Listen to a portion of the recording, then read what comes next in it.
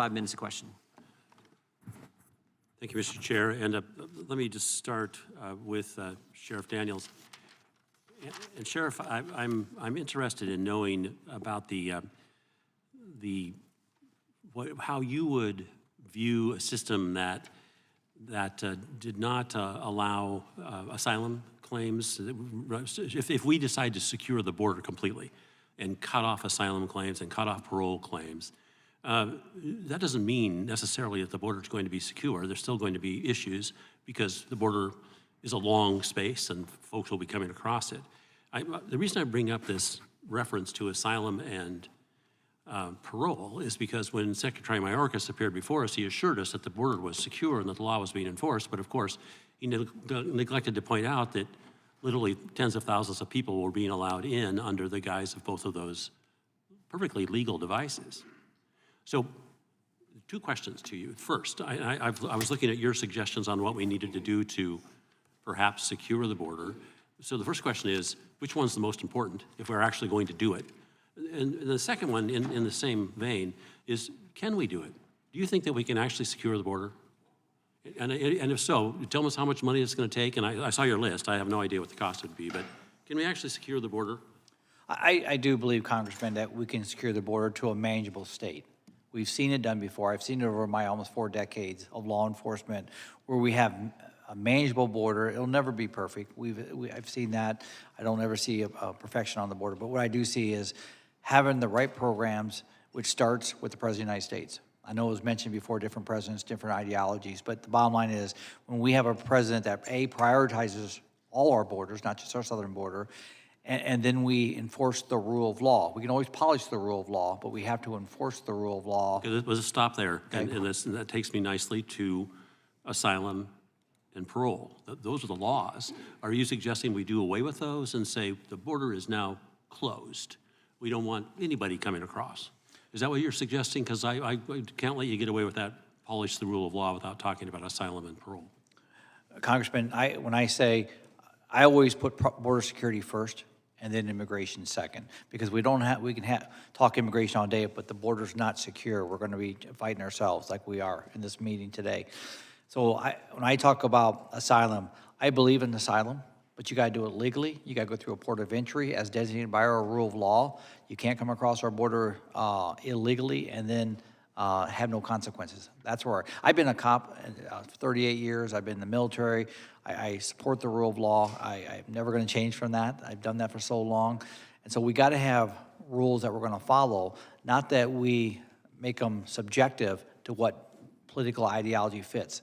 We have to have a rule that fits. And that's why I say we have to enforce the rule of law, or we change it to make it fit current times. Correct. And with mass migration, that's a real challenge. Mr. Dunn, I'm really, really sorry for your loss. And I had some of the staff ask you during break if there was a way of testing for fentanyl so that children such as your son could have some means where they could check to see if that which they are taking has been contaminated with fentanyl. I understand that there may be a way to do it, but it's designated as drug paraphernalia and thus not available. Tell us what the future is when it comes to trying to warn kids who are taking these kinds of things of the danger. There are fentanyl test strips that are available. Right now they are classified as drug paraphernalia. Excuse me. And one of the things that we're working on, along with other families that we talk with in Texas, and as well as multiple of our Democratic state representatives, our current representative is a Democrat, is to have these removed from that classification. Governor Abbott has already stated that he will sign any legislation that decriminalizes fentanyl test strips. They just have to get that legislation out there so it can be enacted. Yeah, so why would anybody object? They won't. Everybody that we've talked to is on board with it. It's just our session in Texas doesn't meet as frequently, so they have to. We've been told it is one of the priorities, but I believe there's several different bills out there, so I think it's finally just getting everybody on board and getting it done is what we're waiting on. I think our session just convened. a few weeks ago, and that is one of the top priorities from the representatives that we've spoken to. Yeah, thank you for being here. I yield back. Thank you. From North Carolina, Ms. Ross is recognized. Thank you, Mr. Chairman. And first, Mr. Dunn, and to your wife, I am just so profoundly sorry for your loss. I've met with the families of folks who have lost loved ones to fentanyl. It's a problem in my home state of North Carolina. I think it's quadrupled the problem. And so I am 100% with you in finding a way to stop this drug from coming into our country and spreading throughout the country. And so please, please know that. I'm just somewhat saddened by this hearing because we have had the opportunity to work on bipartisan immigration reform, both immigration reform that deals with the safety and security of our border and that addresses the needs of our workforce. I represent North Carolina, and so we have a huge agriculture industry that is dependent on migrant farm workers. We also have a lot of people in our state who come to work in high-tech companies and in biopharma, and they are having difficulty with their visas and extending their stays. And it really is incumbent on all of us to work together to solve this problem. We're seeing some glimmers of hope on the Senate side, but my great fear is that we're going to have one-sided hearings on the House side that don't bring people together to be able to both solve the situation at the border, which is both a humanitarian and a safety issue, and make sure that we have the workforce that we need. And as I said, in my state of North Carolina, that workforce comes from all corners of the world, but has insecurity about whether or not they're going to be able to stay and whether or not their children are going to be able to stay. And so it's my hope that the majority on this committee really wants to do that hard work. I know that Congresswoman Lofgren is not here right now, but the work that she did on farm worker modernization was bipartisan and important, and helped with border issues, and helped with making sure we had enough farm workers. I worked last session in a bipartisan way to help the documented dreamers. And these are young people who come here legally with their parents on a visa. But because our immigration system is so broken, they have to self-deport at age 21. And we have bipartisan sponsors on the House and Senate side. It got through the House, and we're really, really hoping to work on that. And so it's in that spirit that I would both ask my colleagues to work on this issue, and I will be asking some questions of our witnesses. And my first question is for our judge. Please tell me how to appropriately pronounce your name. Samaniego. So as I've said, immigration has become such a partisan issue. And what I'd like to know from you are what are things that work where you think we can get some bipartisan support at the border? And I'm glad you're saying that, Congresswoman, because we gain a lot of traction and things seem to be moving in the right direction. And then when politics enters, it sort of distracts us from doing what we need to do. Mm-hmm. But I think you would think at this point that, necessity would give us the way towards getting job creations, and we hear a lot about that. And I ask two questions from every migrant, every person I meet, and that's one, how long have you been traveling, just to get them to sympathize with what's happening with them, and then secondly, what is it that you did in your country? And I can tell you, plumbers, teachers, bricklayers, agriculture, I mean, everyone has, there's no one that has said, I'm just a laborer, they've worked in farms, they've worked in doing things that we need. And so if you connect the two, that we have a tremendous need. I know just in El Paso, right there on the border, we have maybe 20%, that we could use 20%, especially in the service industries and the entertainment industries. And they have all of that talents and the abilities. And I think the first thing is, instead of trying to eat the elephant in one sitting, that we start saying, what are some of the small things that we could do? And I believe from just my experience that job creation and connecting the immigration situation to jobs, we've already lived through the Bracero situation that, that we needed, and we used it properly, and it was very successful. So I think the first thing is that I hear is ready to work, and if we could connect it with our needs here in our country. Thank you so much, and I yield back. Thank you.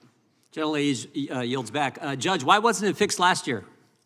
Pardon me? Why wasn't it fixed last year? I mean, the gentlelady talked about working in a bipartisan fashion to fix this problem. Why wasn't it fixed last year? Why wasn't it fixed last year? You talked about the concerns and how we have to work together to fix it. I'm just wondering, why wasn't it fixed last year? Because they didn't need bipartisan support last year. Last Congress, they controlled everything in the federal government. If it's a federal government solution, why didn't they fix it? Well, one of the things that we're doing today, and I appreciate that, is we're having a dialogue, and those dialogues. I'm all for can lead dialogue. to- I'm all for working together, but they didn't. Now it's all bipartisan. They had first of all, they say there's no problem on the border. The border's secure. Then they come in here and say, oh, no, we got to work in a bipartisan way to fix it now that we're in control of the House of Representatives. But all I'm saying is last Congress, they controlled everything. Joe Biden's a Democrat in the White House. The Senate was controlled by the Democrats, and the House was controlled by the Democrats. Why didn't they fix it then? I think that falls more in your corner than mine. My corner? Yes, because In the minority last Congress? well, all we do is maintain the flow and try to do the best we can with a broken system. and but we have nothing to do with fixing the system. And so But you understand how the United States government works, right? You get a majority in the House, a majority in the Senate. They pass something, it goes to the president, he signs it. They could have done that last Congress. They didn't. Well, what a great not? what a great opportunity for you. Great to be opportunity. different. Yeah. And that's why we're having the hearing. Exactly. So they criticized us on the hearing. They said, why are we starting this Congress off with this hearing? So they can't have it every way, and they can't blame Republicans when they were in control. And you can come here and you can say, oh, no, now it's time for bipartisanship. We welcome that. If we really want to address the problem that caused Mr. and Mrs. Dunn to lose their son, the problem that Sheriff has talked to us about that has been so dramatically changed in the last couple years, that's what we want to address. I yield the remainder of my time to the gentleman from Texas, Mr. Roy. I thank the chairman for his remarks. And I'm just going to follow up, Judge, with the question of you and I came to agreement about the numbers of 55,000 roughly that had been encountered in December in the El Paso sector. Some 200 and I can't remember the exact number. I'm sorry, 145 or 50,000 encountered over the fiscal year, the 3 months. How many of those encountered have been turned away under Title 42? Have been what? How many of those have been turned away under Title 42 with respect to the? I'm not sure of that number, but I think from the Border Patrol, they're looking at about 35%. Yeah, that tracks with the numbers that I understand, right? So you're talking about of the 55,000, you'd have 18 to 20,000 that would have been turned away under Title 42. You have you'd have about 50,000 of those 150,000 would have been turned away under Title 42.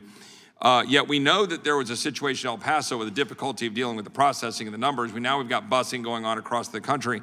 Like, what happens if Title 42 is no longer being enforced? Well, I think you're doing the right thing because, as you know, it was a public health mandate. It had nothing to do with migration. And I think if you want to figure out and get to the problem, that was very confusing because it had to do with something totally different that is now being utilized.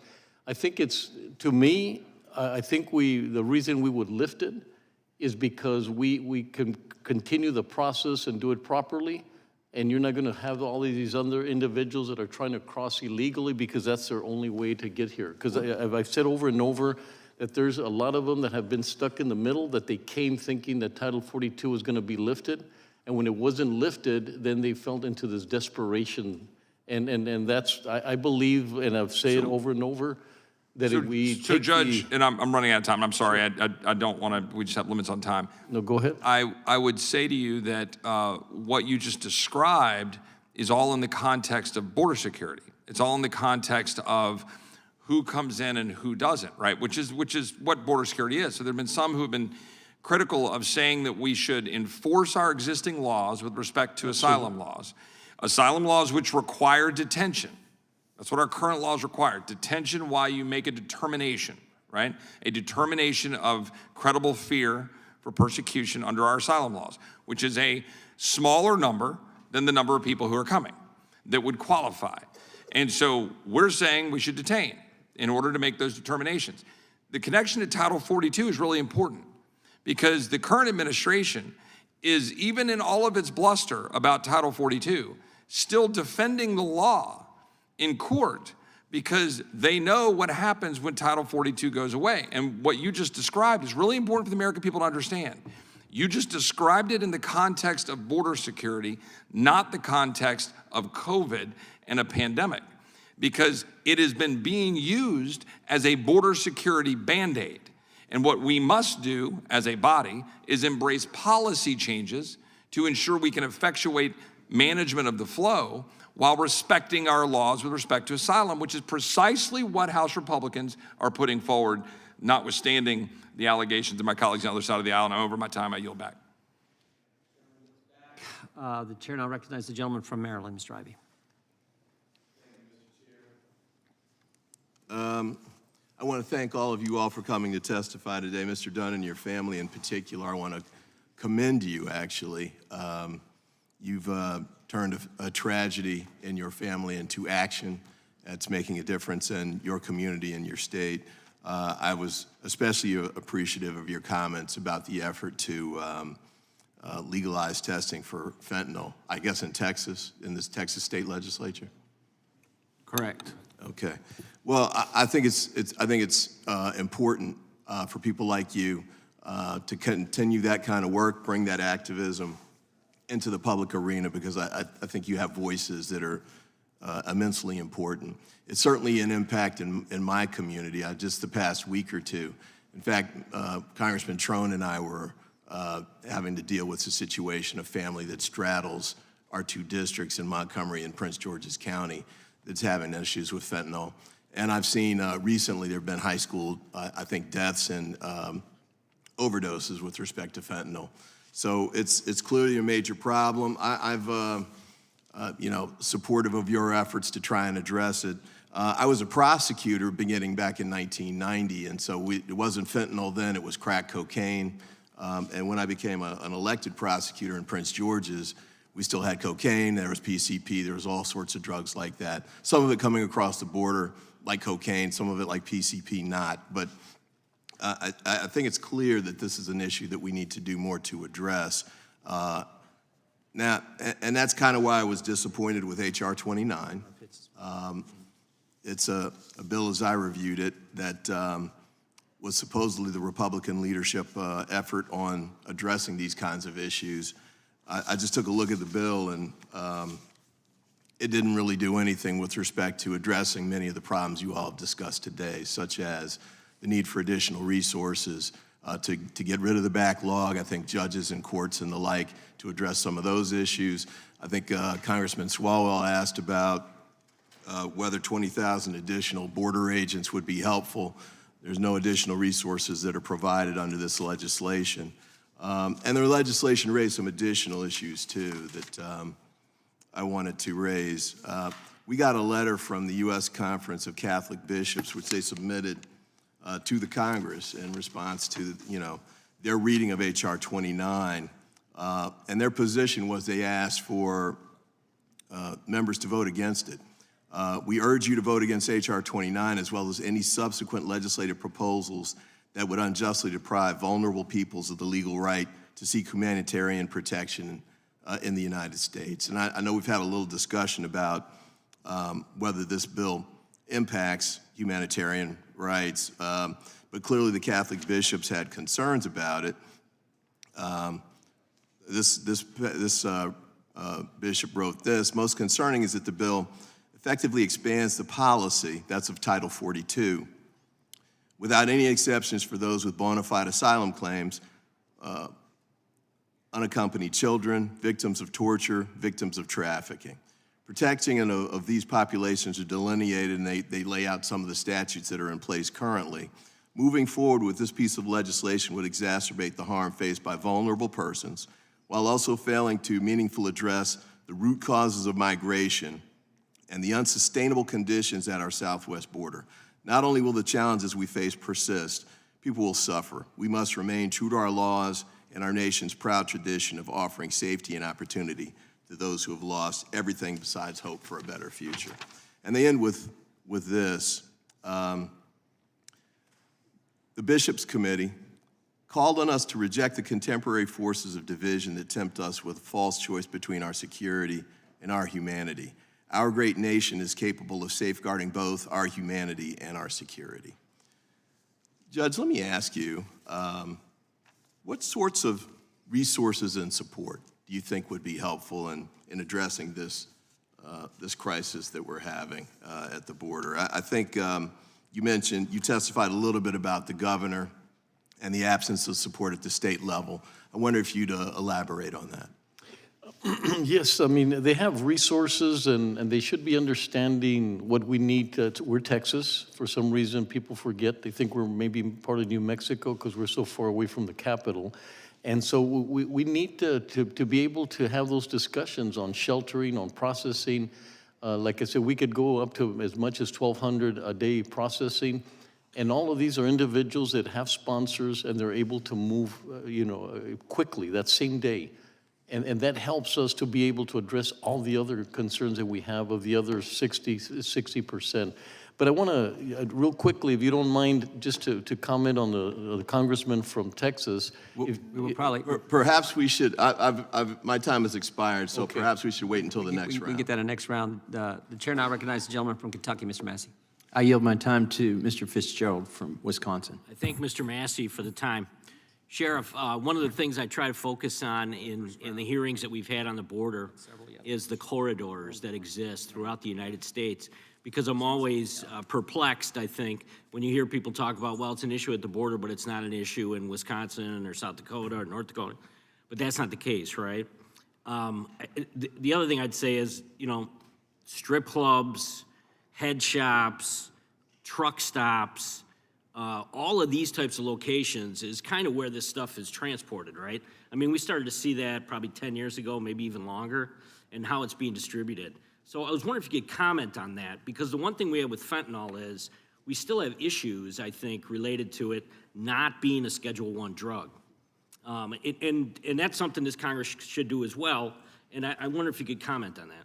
I can, and there's been a shift over the last couple of years on smuggling. And I'll answer, there's two thoughts in this. First of all, since there's less border patrol on the border now, and they're more into processing, they're very thin. So the migrants that are being smuggled, they get them up to the closest asphalt, closest highway, cars pull in, grab them, they're gone.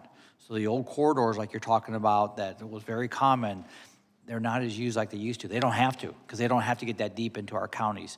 The other aspect of what you're talking about, the trafficking aspect of it, where they're trafficking kids and adults, females and males, the trafficking aspect, the non-consensual part of it is, yes, they're taking them to stash houses, they're making them servant within truck stops, for example, within strip clubs and places like that. Just a little side note on that, and the question hasn't been asked to me, but one of the things we've done on the many innovative thoughts is we have a program through our nonprofit where we're going after the cartels that are trafficking these people. And we're going after them, not just in my county, but working with sheriffs in Dallas, Texas, Sacramento, California, throughout urban areas where we know they're being taken to and exploited. So we're doing that program. And again, that's a multi-million-dollar program that we're putting forward. Thank you very much. I appreciate the comments, and I would yield back to Mr. Massey. Thank you, Councilman. Thank you. I yield my time to Mr. Roy from Texas. I thank the gentleman from Kentucky. Kayla Hamilton, 20 years old, Aberdeen, Maryland. She was recently brutally murdered by an MS-13 gang member who was allowed into the United States as a UAC last year, who was 17 years old. There was a 24-year-old Honduran immigrant was charged with murder in the brutal stabbing death of a Florida man after crossing the U.S. border illegally while posing as a UAC. He was found covered in blood after allegedly killing a father of four who had taken the immigrant in because the immigrant had posed as a UAC. It's not always as simple as some of my colleagues say. Some of my colleagues on the other side of the aisle have been spending some time today misleading the American people, telling untruths about legislation that I have put forward, H.R. 29, and in so doing, using words like unchristian. The legislation, to be clear to all, is legislation that reiterates existing law. it makes very clear that under existing law, we are supposed to detain when we have somebody who is seeking asylum. It maintains our asylum laws in full and requires that we detain. To be clear for everybody to listen, and I want to follow up Mr. Daniels for your view on this. My colleagues on the other side of the aisle are universally saying to the American people and to all they represent, to every single American citizen, they are saying that they believe we should release, against current law, that we should release into the United States using parole, which is supposed to be on a case-by-case basis, release into the United States under parole or with notices to appear without having full detention of someone making an asylum claim. They're making false accusations about a law saying that we should follow the law and detain. And so my question for you, Sheriff, with your knowledge of the law, is if we were going to follow the law, would that not slow down the numbers, funnel in those who can make a legitimate asylum claim so that they could then be detained for an adjudication of that claim so they could still claim asylum, and Americans would be safer and migrants would be safer? Could the sheriff respond to that? Yes, Congressman, the answer to that is yes. That's our approach. National sheriffs, Western Sheriff, Southwest Border addressed that with Secretary Marcus in a room about enhanced judicial oversight when it comes to how we address them at the border. Right now, there is no consequence. I mean, they know if they come here, they claim those couple words, they're in the country, they'll come back within the year for their first hearing, and then... So that is key. They know that they will get released, Yes. and therefore that is the problem at the border. I yield back. And from Texas, Mr. Gooden is recognized. Thank you, Mr. Chairman. Judge Samaniego, I was listening to your testimony earlier, and in your opening statement, you said there is no open border in Texas. Yet it seems that you've spent the last several years processing, as you say, migrants that have come across. So I don't know how you could say there's no open border. You mentioned several times, in fact, that you're processing illegal immigrants. And I'd like for you to elaborate what you mean by processing, because a little over a month ago, about 1,500 migrants crossed the Rio Grande in a single night, and a report suggests that because there weren't enough beds, more than 600 of these migrants were released into the streets. Is that an example of processing? No, the example of processing is that the Border Patrol lets us know about those that have been sponsored. They vet them at that point, and this is where we work really closely with them. So you're saying if they have a sponsor, they're allowed into the country? No. That's the requirement? No, that facilitates the fact that they're allowed into our country, and then when they're processed, they become legal. And at that point, the fact that they have a sponsor allows us to work with the persons that are legal. We never try to process illegal at any point, at any time. There's no consideration. One of the things you mentioned were these NGOs, Catholic Charities was brought up. Are you aware if taxpayer dollars are being spent on those? You talked about bus tickets and shelter. I've been to the border personally and seen Catholic Charities put migrants in hotels and send them to the airport and purchase flights. Where's that money coming from? Well, most of it is in El Paso. Most of them are donations from the public. You know, they get donations. We have an Annunciation House. So you don't believe there's any taxpayer dollars being spent on that? Well, let me give you an example. One of the leading individuals that houses and shelters them and moves them forward is Annunciation House, and they will not take 1 cent from federal money. They do not want federal money because they just feel like they'd be trapped into that. Well, the information that I have from our government is that we have spent quite a bit on that, and I hope this committee will determine just exactly how much. I would also implore you to revise some of your wording. You know, you've called several of us racist because of, in your opening testimony, you said, there is no invasion of migrants in our country, saying as such continues a false racist narrative. And then you went so far as to try to link these words to a horrible crime that was committed in your city. I would advise you to watch your words and be careful when you're talking about people like Mr. Dunn, who are voicing a very serious issue. Absolutely. Migrants are absolutely invading this country. I applaud this bill. I'm very disappointed in the testimony I heard from my colleague in Maryland citing the Catholic bishops. I believe the Catholic bishops have endorsed this Catholic Charities ruse to encourage more migration. They have encouraged and facilitated child trafficking and a lot of the violence that we've seen. Our border's absolutely open, and I'll yield the balance of my time to Mr. Roy from Texas. Okay. yield back to Mr. Goodman, would you yield? Would you yield? I'll yield to the chairman. Yeah, thank you, gentlemen, for yielding. Sheriff, on day one, President Biden terminated the national emergency declaration on the southwest border. Number two, on day one, he halted construction of the border wall. Number three, on day one, he revoked President Trump's immigration enforcement priorities. Number four, on day one, he paused deportations. And number five, he moved to terminate the asylum cooperative agreements with Northern Triangle countries. And number six, he suspended enrollments in the Remain in Mexico program. Did any of those things factor into the conditions you described in your opening statement, into this influx of people coming to our border? Did any of those 6 things that President Biden did on day one contribute to the situation we now find ourselves in? Mr. Chairman, it did, and that's all of it. Every single one?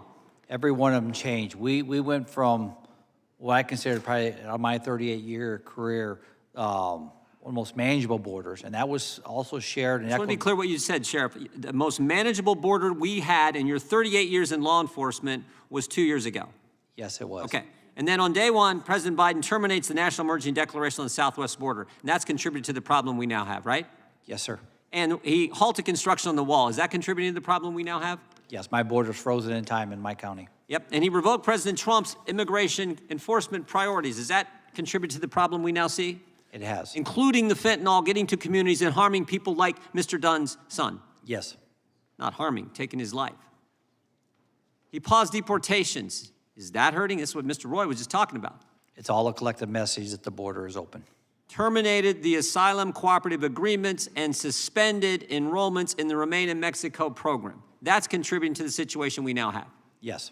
All right, so this idea that if we just give more agents, build more wall, put in the roads, more drones, more border security, which I'm all for, that's going to solve. That is not going to solve it until you go back to these policies. Is that right? That is correct. And Mr. Sheriff, if I could add one more thing is, before President Biden took office, myself and several other sheriffs on behalf of national sheriffs met with President Biden's transition team and went over all the current plans on the border to include what was working. I was told by his transition team, Sheriff, we appreciate all you're doing. They were very optimistic that things were doing well on the border. The day he took over, that all changed. Now, that's important. What you just said, and I know I'm over time, and I'm going to go to the gentleman from Colorado, but what you just said is important because you basically told the Biden administration, do this and we will have a secure border, the most secure in your 38 years of experience in law enforcement, and they said basically thanks but no thanks. Is that right? They actually were very complimentary. I was shocked on day one. Even worse. Yes, I was shocked. They were very, thank you, Sheriff, for everything you're doing. Day one, when I saw that, I was disappointed and shocked. Yeah. Now you have the gentleman from Colorado, Mr. Negus. Thank you. Thank you, Mr. Chairman. A couple things. First, I want to say congratulations to the chairman on his ascension to the chairmanship of the committee. I missed the organizing meeting this morning, and so I want to make sure. Missed you, brother. Well, I appreciate that. I will be here for all the future meetings. I also want to say thank you to the acting ranking member, my colleague from Texas, Ms. Escobar, for her leadership during, of course, a very difficult time for the country and for her community in El Paso, and we are all grateful for her service to the country, the caucus, and to her community that I have visited and that I look forward to visiting again. To the witnesses, I want to say thank you, Judge, for your testimony and for your service. Of course, Sheriff, thank you for your service and the service of your many deputies and all the law enforcement who are engaged in Herculean efforts in protecting our communities. Mr. Dunn, I want to tell you just that our hearts and our thoughts and our prayers are with you. My wife and I are expecting our second child later this year, a son, and it breaks my heart to hear your story and very much want you to know that I think across both sides of the aisle here, everyone expresses our deepest condolences to you and to your family.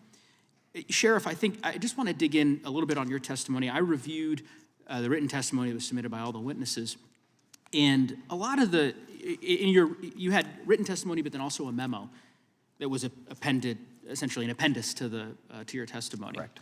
And I reviewed that appendix, and you suggest a lot of proposals, of ideas, of programs that I gather you believe would help us ameliorate, the emergency that's happening on our southern border. In digging through some of these, just for example, you list enhanced funding for regional communication and interoperability with local and law enforcement. I think that's something that all members of Congress let's support. Democrats, Republicans, that's a common sense step that we ought to be funding. You list here continued funding and support for the Stone Garden program. And I don't know if you can talk a little bit about what the Stone Garden program is. I'm certainly aware of it. Some of my colleagues might not be. I know my colleagues from Texas are, but if you care to talk a little bit about that program, but a DHS program that you would like to see continued support for. It's one of the only programs, Congressman, where Stone Garden actually brings partnership between CBP and sheriffs and local law enforcement, to include our state law enforcement. It's a program that sheriffs nationally and beyond have supported. It pays our overtime to include EREs, employer expenses, to work side by side with Border Patrol. It's a great program. So here's why I bring that up. The Stone Garden program has been in existence for quite some time. Yes. Back during the administration of President Obama, it was at about $50 million, given the fiscal year.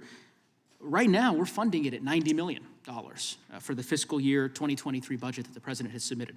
That's the exact same number that former President Trump, submitted during the course of his presidency. And I guess why I offer that is because to me, these aren't partisan or,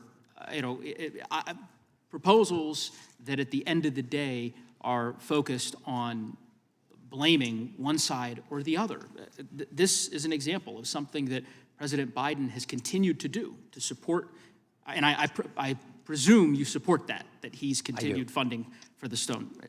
Similarly, you put here one of the items in terms of a proposal that you'd like to implement is to hire more immigration and asylum hearing officers for all POEs, or Port of Entries, I presume that acronym.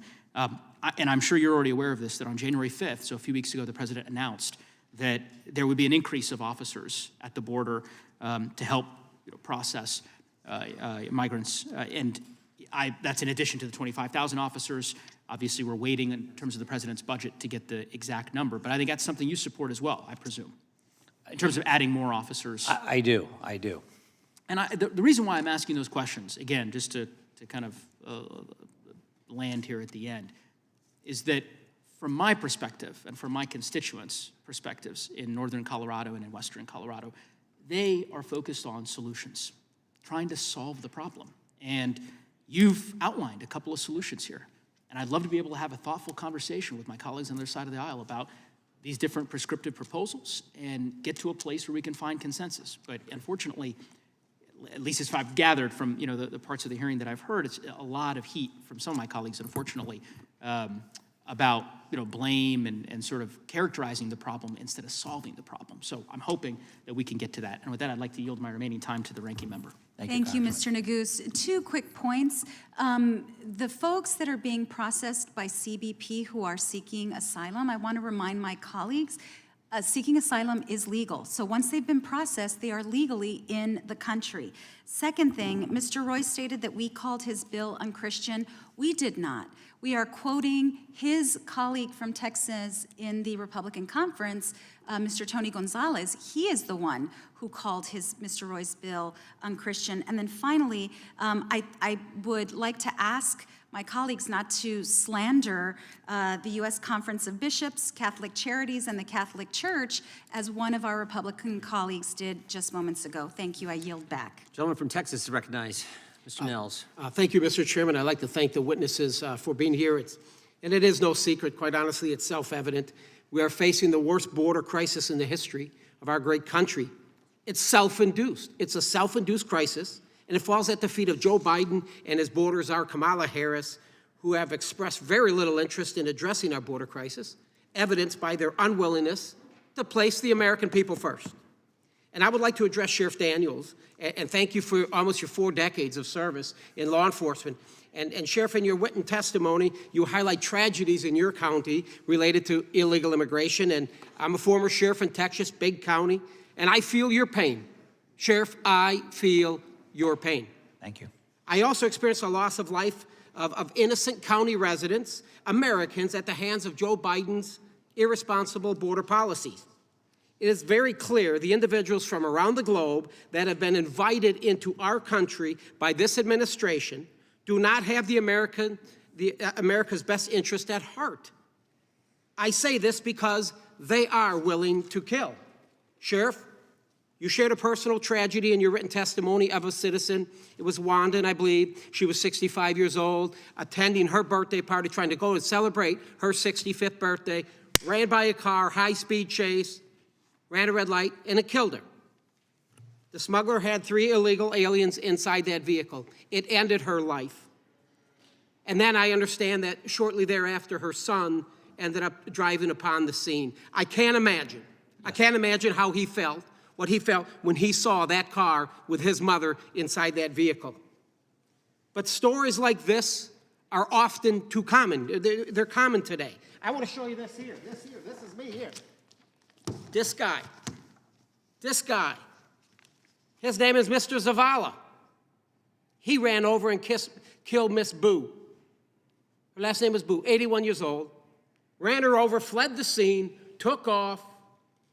We apprehend him, our sheriff's office apprehended him. A couple hours later, we start booking him into the county jail. We run him. This knucklehead has been deported 6 previous times. 6.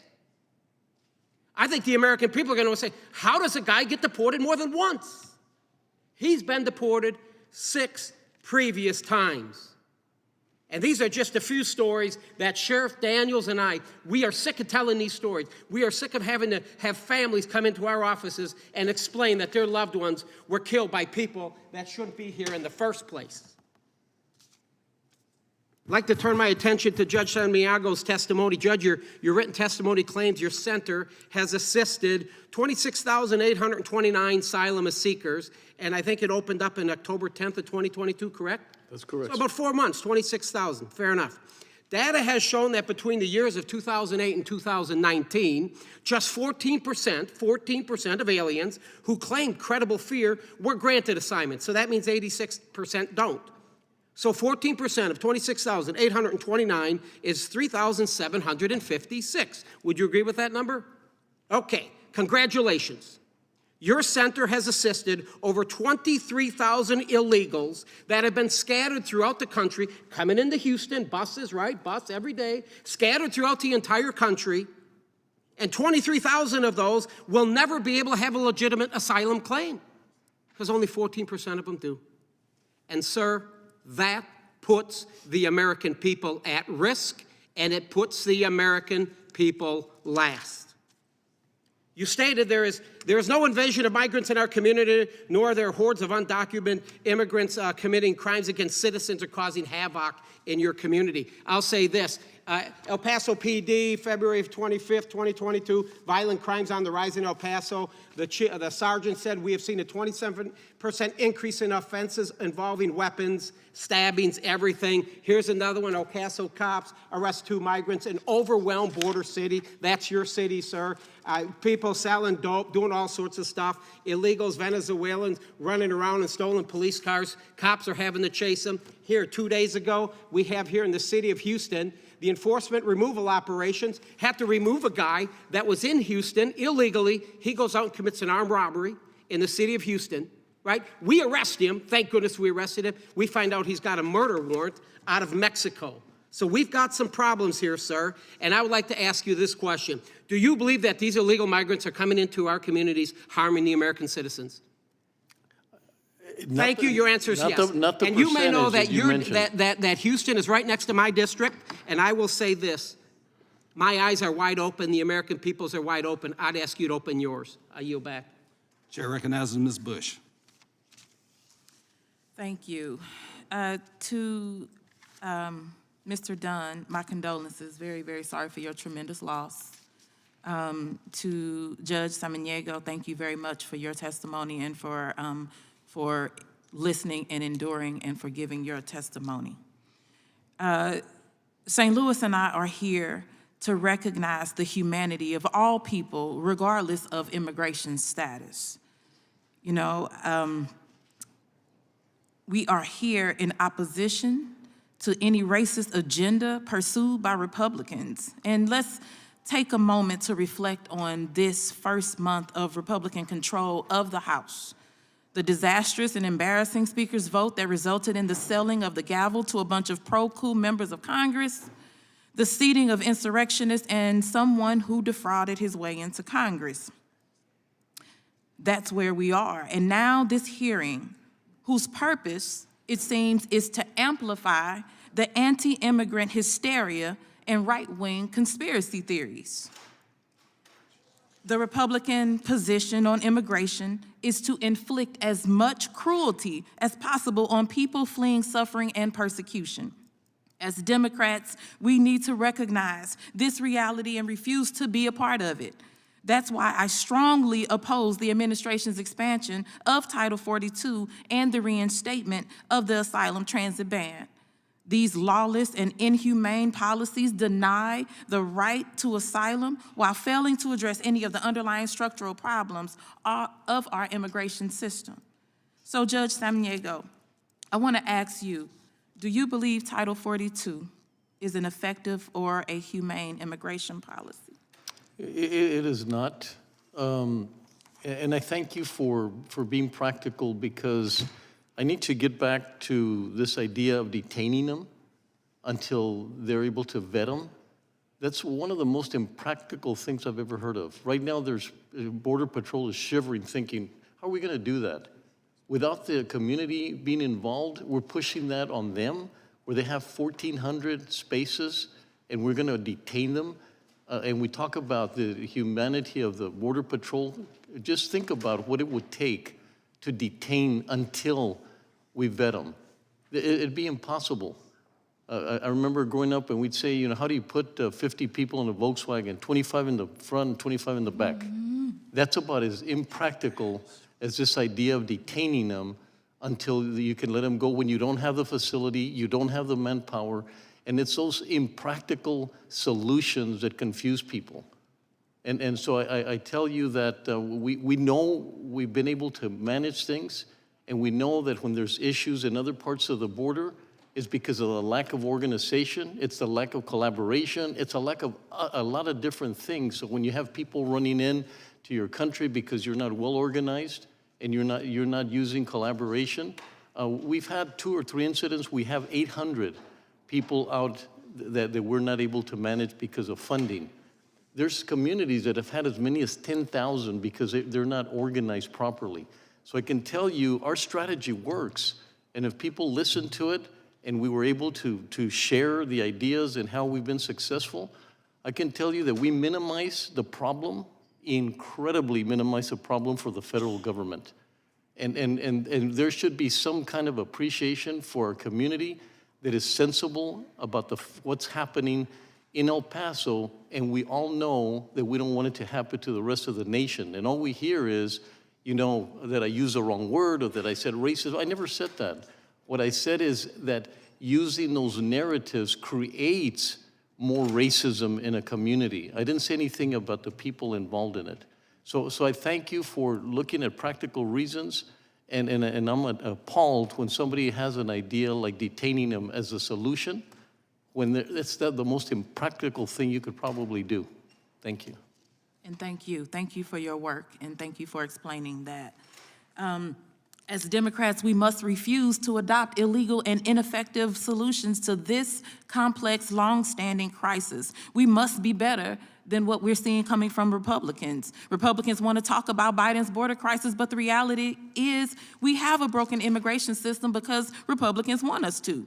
So they can hold these hearings to mask the fact that they have no affirmative agenda that actually helps people. So they can spew their lies about immigrants bringing fentanyl across the border while exploiting victims and refusing to support investments in public health and addiction treatment. So they can take out their anger and insecurities on the most vulnerable.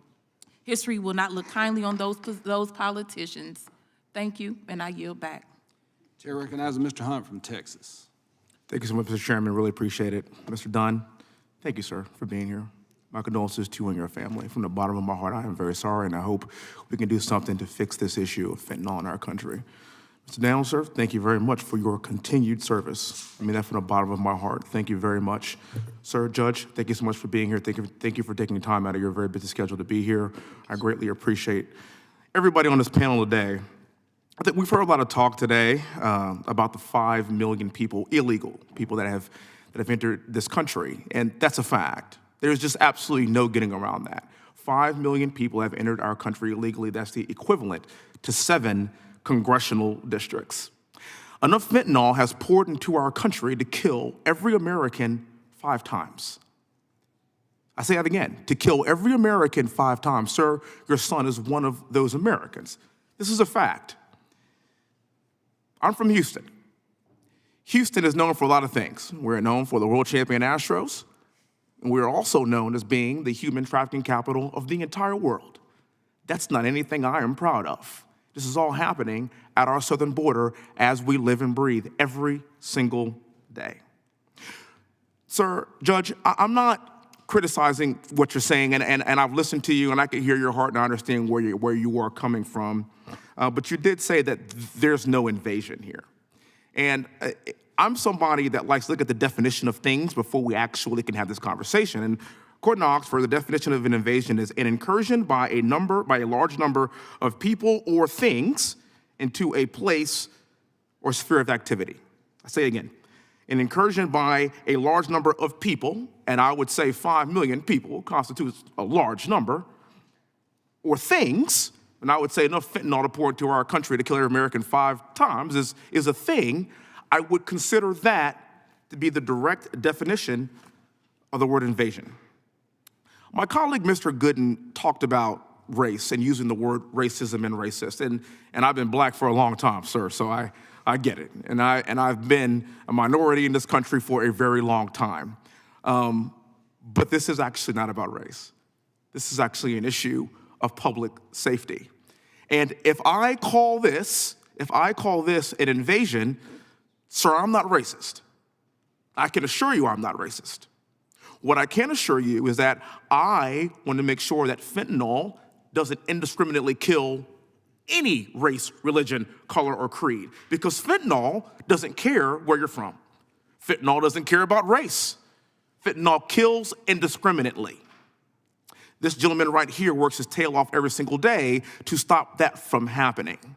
Now, there's been a break in the dam, and that's pretty obvious, because a couple of years ago, of course, we had some problems, but it wasn't amplified to the level that we are seeing every single day.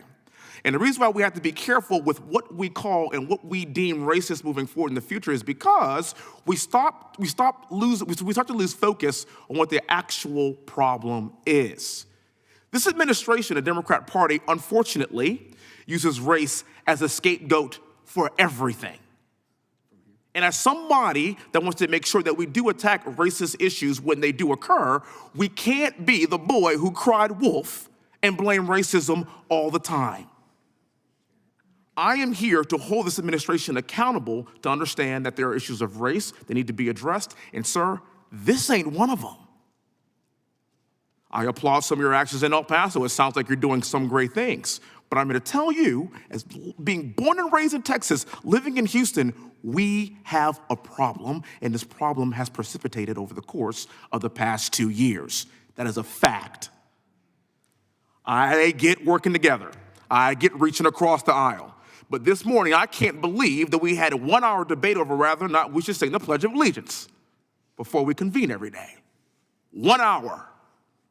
That, to me, is antithetical to the point of this meeting today. I implore you all to be careful with using race because your son's no longer here. And I'm sorry. There's 100,000 sons and daughters that are no longer here because of fentanyl last year. This debate is very important and very spirited, but I implore this entire committee take a strong look at what's happened over the course of the past few years and to derive substantive solutions to this problem so that our youth can continue to have a future for this country. It ain't about race. We are all in this together. I yield back, Chairman. Thank you. Chair recognizes himself for 5 minutes, and let me first say thanks to all the witnesses. We appreciate you being here, and Mr. Dunn, you and Ms. Janelle, I'm reminded of Romans 8:28 says, I know the plans I have for you, the plans to prosper you and not do you harm, but more importantly, all things work together for good for those who are called according to your purpose. And Ms. Janelle was telling me how y'all are using this to share to young people across the country, and that is a service to our great nation, and we are grateful, and thank you for being here. And with that, Sheriff Daniels, I want to kind of cut away to you here for a little bit. I went to the border, been a couple of times down there, and one of the things that I took away, and we've talked a lot of statistics, a lot of things we've seen, the record 5 million, which is basically my state's entire population of Alabama. We had that many encounters on the border, but the one that kind of struck me the most, and it was when I began to talk about and find out that there was a price that these people were paying to come across the U.S. border. And so will you explain to me exactly who's controlling the U.S. southern border and who's getting paid? Well, Congressman, it's a simple answer, and that is the criminal transnational organizations called cartels. They control the south of our national border. South of it's all controlled. They control who comes across. There's prices based on who you are.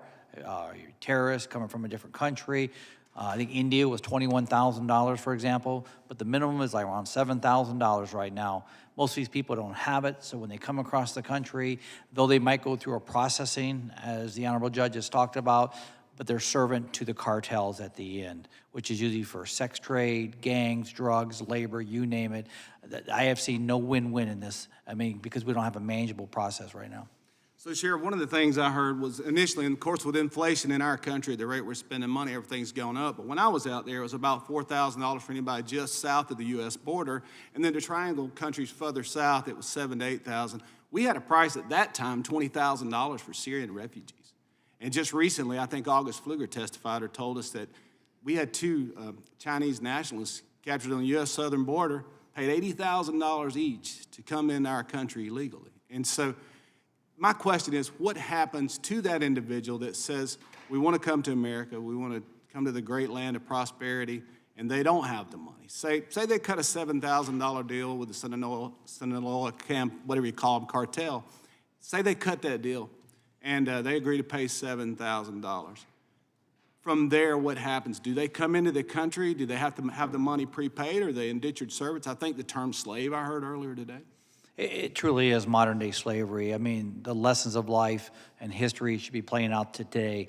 These people that don't, they go through processing. There's no doubt about it, but they're well watched by these cartels that are on the U.S. side. When they're released into a family member, a known family member, whoever, the bottom line is they're also received by the cartels. We know that, we hear it, we see it. The American dream that you're talking about, Congressman, what we talk about, what people in this room are talking about, in those circumstances, it's never met because they're servant to these criminal cartels for bad things. Sheriff, one scenario I heard, and you may can help me with this too, I heard that if they wanted to cut a deal and didn't necessarily want to be indentured servants and make installment payments, that they could in fact backpack heroin, cocaine, or fentanyl across the border as their payment. Is that the case? It's all part of the drug labor. They're going to do what the cartels do them. A lot of people make the comment, well, they're here in the United States, they're protected. They also have family in Mexico that they hold hostage. That keeps them doing what they do here. So they had the strings on the family in Mexico. We hear that all the time. Gotcha. One other thing I want to touch on real quick. When I was out at Fort Bliss, I went to the Emergency Intake Center, and that was for unaccompanied minors coming to the U.S. And so I decided I didn't take the tour through the facility. I decided to kind of stay outside, Sheriff. I was keeping an eye on things. And I actually started videoing buses with young people being shipped all over the country. And they seized my phone on site. They did not want any record of people being shipped, young unaccompanied minors, to Google addresses in the U.S. And so I asked the Admiral on site, I said, sir, can you tell me, where are we shipping these children to? His response to me, well, we're just building the bus as we drive it. They had never seen the kind of influx of youth that we're seeing coming here unaccompanied. They were building the bus as they drive it. And here's the thing, guys, here's the thing. Young unaccompanied minors, we're not doing background checks on who we're shipping them to. So we're shipping these children to Google addresses instead of back home to their country. Who knows what happens to those minors in this country? So with that, the time's coming to an end. Who do I need to recognize?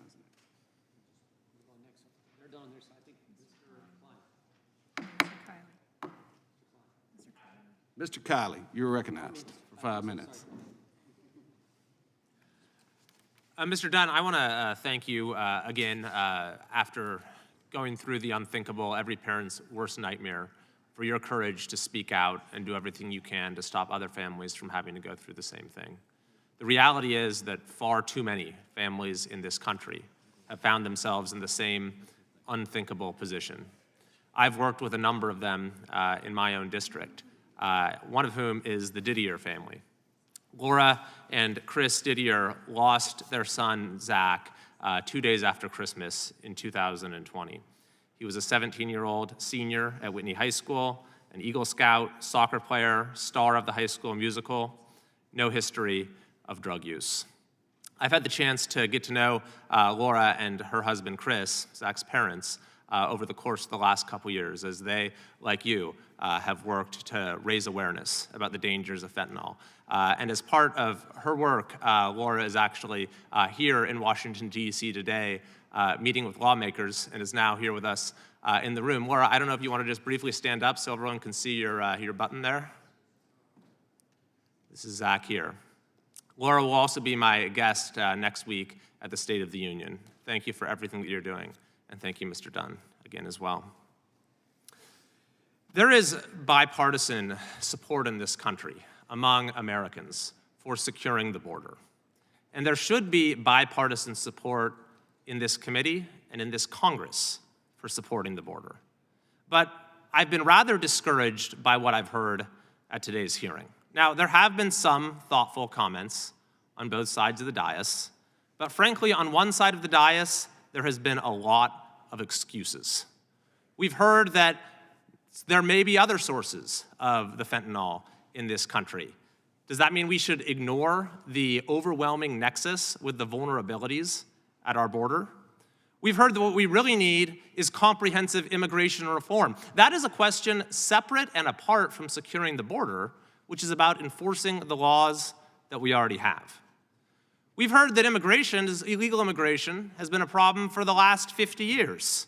Well, the two biggest years in terms of number of illegal border crossing by far have been the last 2 years.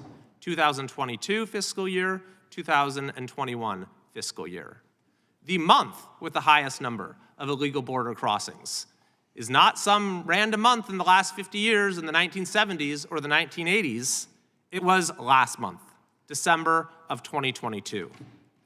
The problem keeps getting worse, and what strikes me is the lack of compassion from this administration and those making excuses for it. Compassion for the communities and families being ravaged by fentanyl, compassion for those who are victims of the horror of human trafficking, and compassion for the migrants themselves, who are now dying in record numbers. During fiscal year 2022, a record number, 856, died attempting to cross the southwest border. That is 3 times as many as just in 2020. Another facet of this problem is the issue of sanctuary jurisdictions, which we are seeing increasingly across the country, where jurisdictions actively interfere with federal immigration enforcement. My own state of California, in 2017, the supermajority legislature and governor declared California a sanctuary state, forbidding local law enforcement from communicating with ICE regarding the whereabouts of wanted criminals. These are folks who are not just immigrants, not just undocumented immigrants, but who have committed crimes while they are here. And from the very beginning, it was predicted that this would raise serious problems. The State Sheriff's Association wrote before this was adopted, our overarching concern remains that limiting local law enforcement's ability to communicate and cooperate with federal law enforcement officers endangers public safety. They said it would preclude staff in our jails from notifying ICE at the request of the pending release of certain wanted undocumented criminals. And we have seen time and time again this prediction bear itself out in tragic ways. Just last year in California, there was one of the most horrific crimes I've ever seen. You had a man who murdered his own three daughters and their chaperone at a church just a few miles from the state capitol. It turns out this individual was in the country illegally and had been in police custody just the week before because he had assaulted a police officer. And ICE had asked to be notified of his release, but the sheriff's office said, we can't tell you because of the sanctuary state law. So Sheriff Daniels, I just wanted to give you a moment if you had any thoughts on the ways that sanctuary policies are contributing to these problems. Well, Congressman, thank you for your comments, and thank you, because that's something sheriffs around the country are talking about. This is where that partnership with our federal partners, state and local, have to work together. That collective recipe of success, as I stated in my open statement, is true to how we protect our communities. Thank you for saying that. Thank the gentleman. Sheriff, I know you got to catch a plane. Yes. We're gonna go, if you can, I think it's a 5 o'clock plane you got. We're gonna go real quick with our last three here, and then we'll get you out of here just ASAP. The gentlelady from Wyoming is recognized. Thank you so much. Border security is national security, and the failure of the Biden administration to secure our southern border and uphold our nation's laws has created a situation where the effects of the border crisis are felt nationwide. The number of people crossing the southern border last year dwarfs the number of people who live in the state of Wyoming.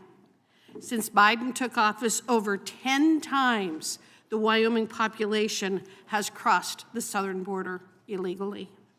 Statistics from the Wyoming Department of Criminal Investigation show a significant increase in fentanyl seizures within the state.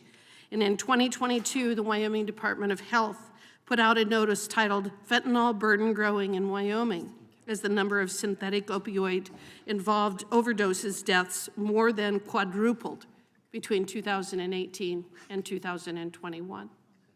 This situation is simply unsustainable and it's untenable. Sheriff, you've stated that you have seen the good, the bad, and the ugly being a border county and working in a border county. Can you highlight for the committee where we were in 2013, 2018, and 2022 going into 2023 and how they might fall on that scale?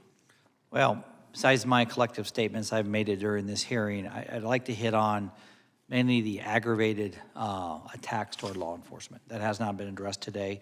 We've seen I've always seen border issues in my 38-year career, but what I'm seeing now is something that I've never seen, where almost every other car runs from us, they try to assault us, and this is that fight and flight syndrome. That's why we don't get the give-ups.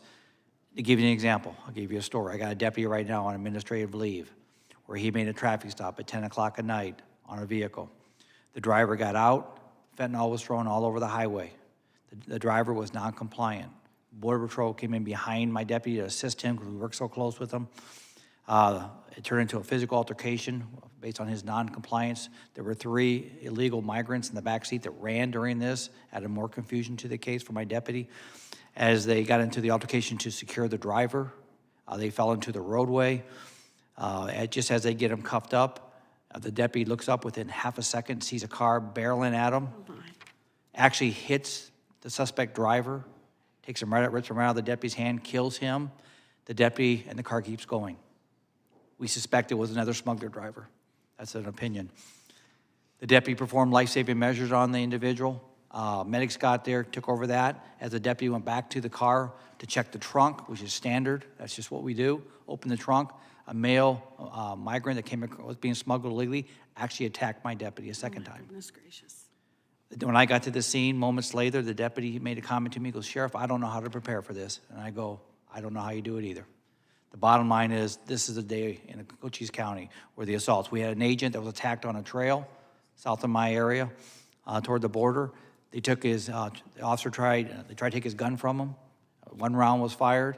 They actually took a knife, tried to cut the agent's throat. My deputy, he fought off for 7 minutes before my deputy got there. The assaults we're seeing I've had deputies drugged by cartel drivers. I've seen them assault for no reasons, and the threats. I had the cartels across the line actually come across. We had a couple different sources. They're coming to my county to kill one of my deputies, a random hit. So I could talk all day on this, and I know you only got 5 minutes. Well, Sheriff, giving us that report and that information is incredibly important, and we all hold all of the folks down there in our prayers. Thank you, ma'am. One aspect that is important to remember is that President Biden has not only halted the enforcement of the nation's laws at the border, but he openly showcased his action to the world, which only further encourages this security and humanitarian crisis. In contrast, the Trump administration not only enforced our humane immigration laws, but it also made enforcement known to the world. The reality is that Joe Biden has enabled the largest human and drug trafficking operation in U.S. history. The tragedy of that is, as Milton Friedman said, you can have either an open border or you can have a welfare state, or you can't have, that is just an economic reality. You can't have both. It is the poorest U.S. citizens who suffer the most when the government refuses to enforce our immigration laws and secure our border, with overextended services, lack of affordable housing, and suppression of wages. This tragedy is not only man-made, it is government mandated, which is a tragedy and a legacy of this administration that must be fixed. Thank you. Thank you, Congressman. Thank the gentlelady. The gentleman from Texas recognizes Mr. Sheriff Daniels. When you have to go, you just tell me. Yeah, we're pushing time here real Okay. quick. So You got it. maybe one more. All right, one more. Thank you, Congressman. He knows my pain. Yep. Thank you, Mr. Chairman. Judge Samaniego, I want to address my comments to you and some questions to you as well. Until my election to Congress in November of 2022, I actually was a Texas County judge as well, serving for 6 years in East Texas in Smith County. So I'm very familiar with the limitations of your job and the demands of your job, both in terms of manpower and financial resources to meet the needs of your local county, just like I had to do for 6 years in Smith County. One of the things, though, that I can say is even in East Texas, we recognize that there is a real need to support border security and that there is a crisis on the border. So I'm surprised by your comments here today that would indicate that there's nothing wrong and nothing going on the border out there. I've been out to the El Paso sector as well, so I know firsthand that that's simply not the case. During my tenure as county judge, we worked even in East Texas to fight against the cartels, doing things like setting up a financial crimes unit that was a statewide unit that's now leading the way against financial crimes that the cartel is using for human trafficking, to underwrite their human trafficking and the drug trafficking. We also, in conjunction with our neighboring counties and several state, local, and federal law enforcement agencies, set up a TAG unit, a Texas Anti-Gang Unit. You guys probably have one in El Paso County as well. And that works against the cartels. So I really am shocked here today that you would really dismiss the concerns of the right side of the aisle and say there's simply not a problem and not a crisis at all. I want to also address the fact that Judge Carruthers is not here today because being the Terrell County judge, she's a good friend of mine.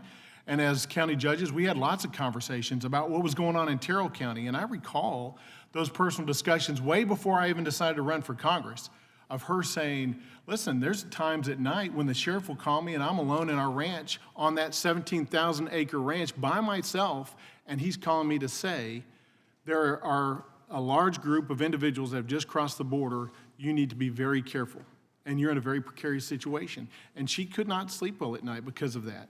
There's a lot of instances like that where she can recount that. I hope you're not discounting her story about what's going on in Terrell County. Are you at all doing that, sir? Absolutely, but I think you're mixing things, and that is that El Paso is very, very different from those other communities, so I cannot speak for them, but I could speak for El Paso. You've got the largest FBI, you've got the largest law enforcement, you've got a lot of conditions that you don't see.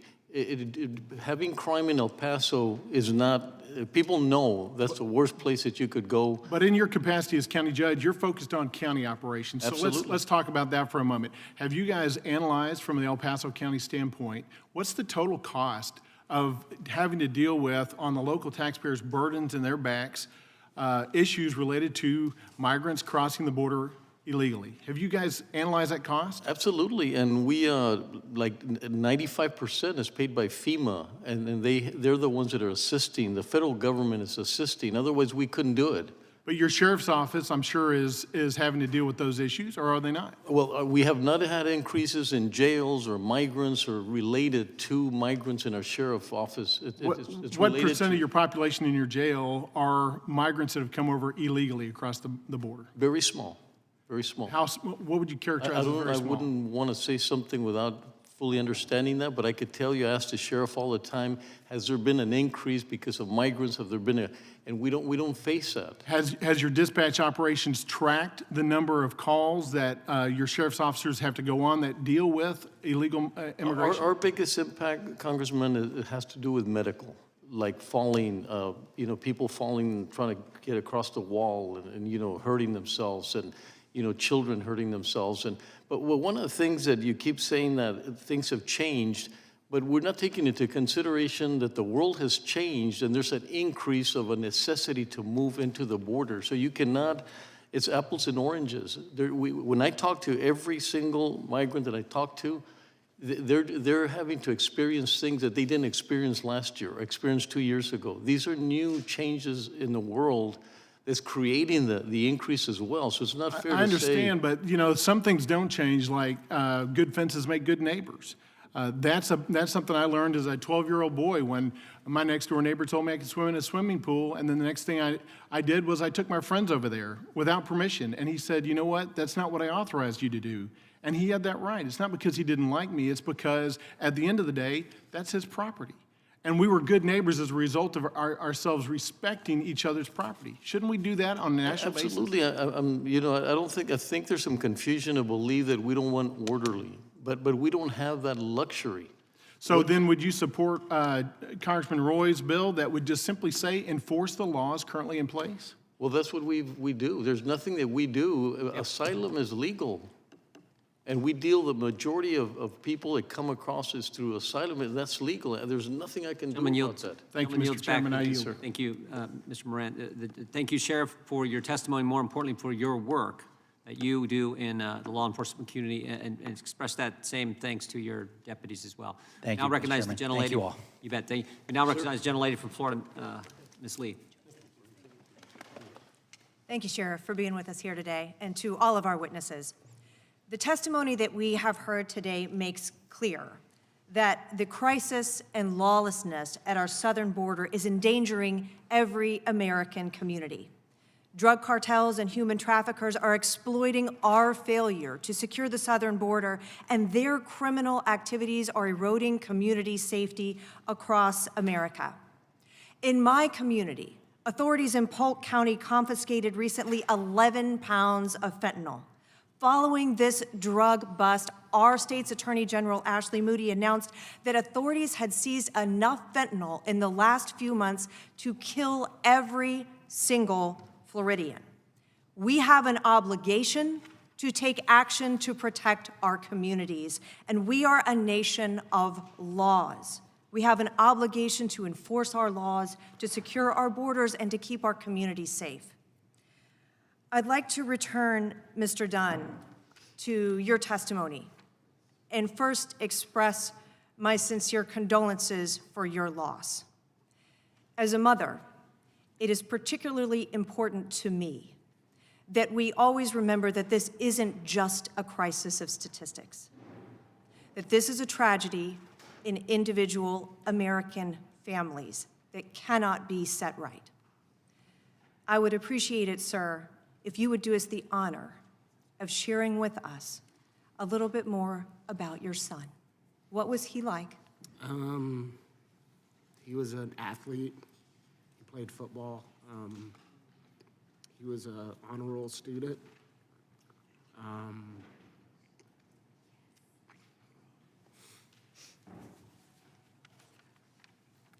He was a friend. He had so many friends. How would you describe the threat of fentanyl poisoning to your son and to other young men and women who are like him across America? It's there. I mean, he was exposed to it by somebody that he considered a friend, and he unfortunately didn't survive. He had other friends days later that were poisoned also, and luckily they were saved.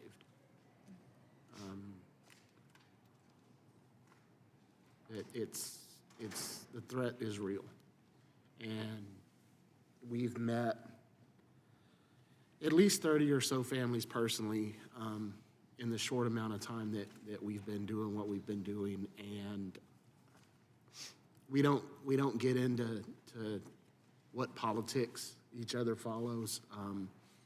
I don't know the political affiliations of any of them. We don't talk about politics. It's not a political issue. But every single one that I've talked to since they found out I was coming here was tell them we have a problem.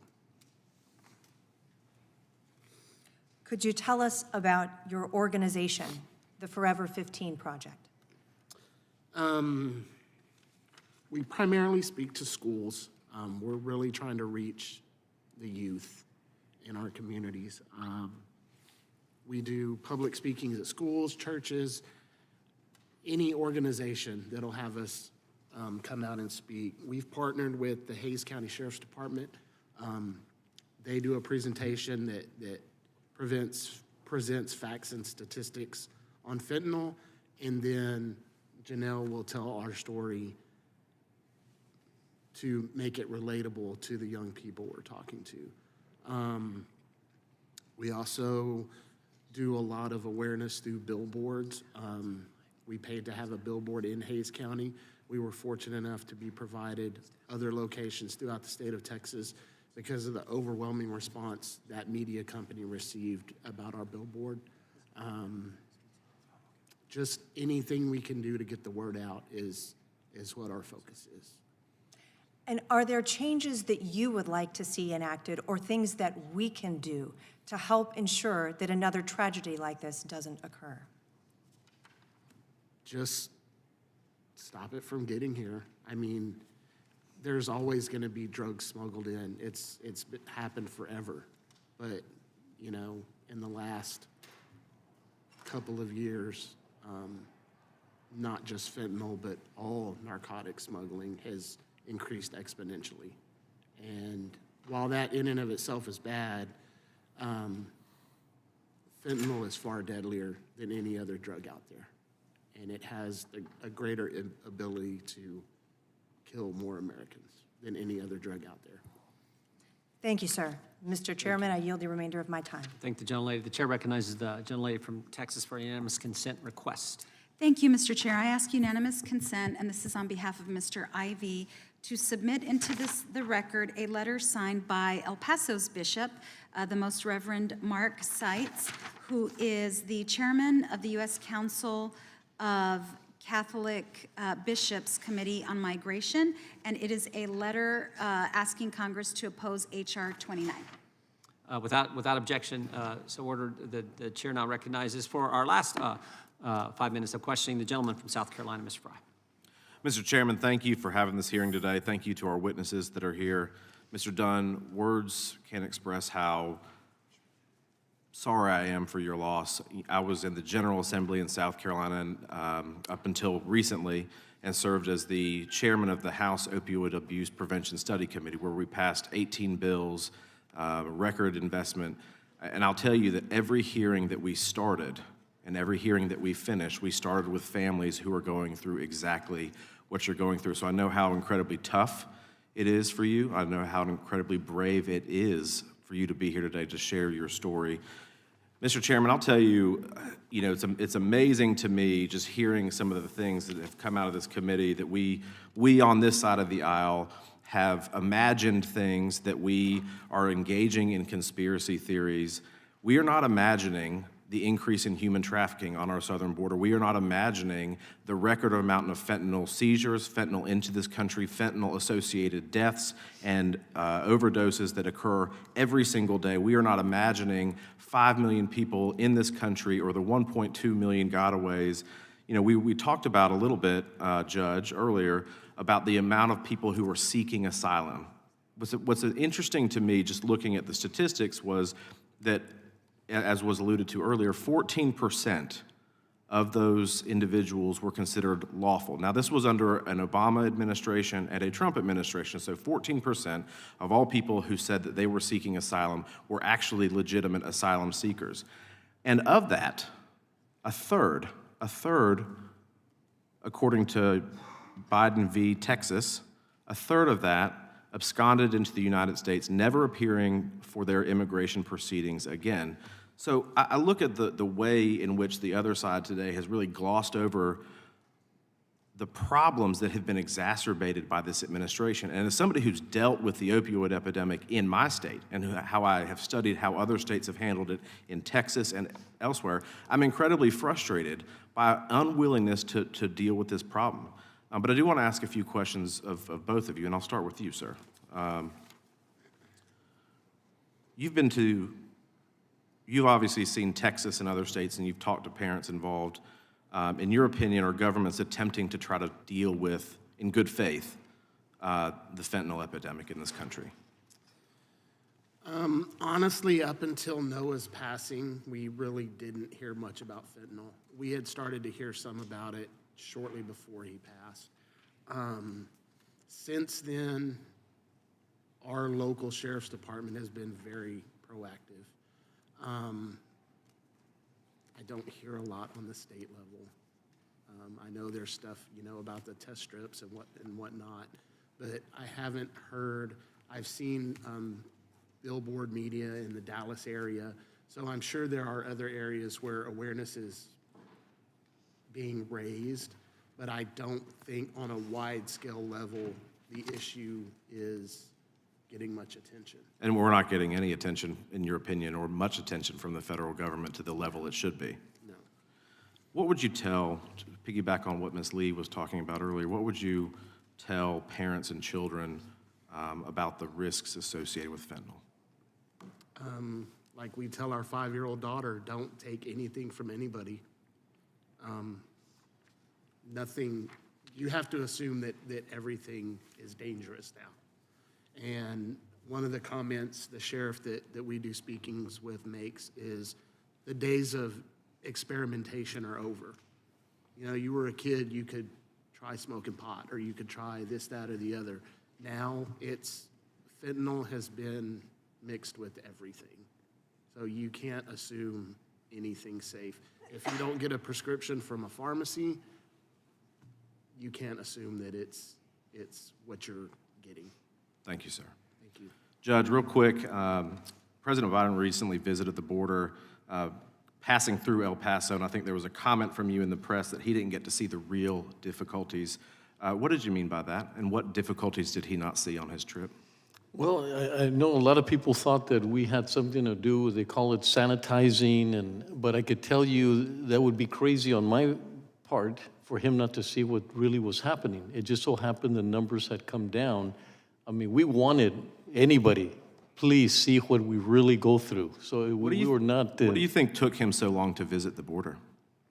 I can't tell you. I know that thanks to Congresswoman Escobar, we're really connected through her, and she's connected to the secretary, to the ambassador, and we're constantly communicating through them. And so I have a lot of trust that Congresswoman Escobar is relaying the information that he needs.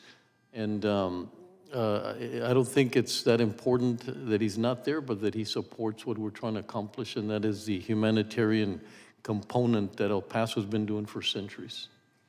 Thank you, Mr. Chairman. I'm out of time. I yield back. Thank the gentleman. Judge, just real quick, if I could, you said the numbers went down. It just so happened they went down when President Biden visited your city and the ranking member city.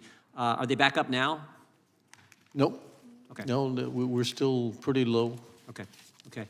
I want to thank everyone. Before we adjourn, we want to inform all members about a CODEL our committee will be taking to the border on February 22nd, 23rd, and 24th.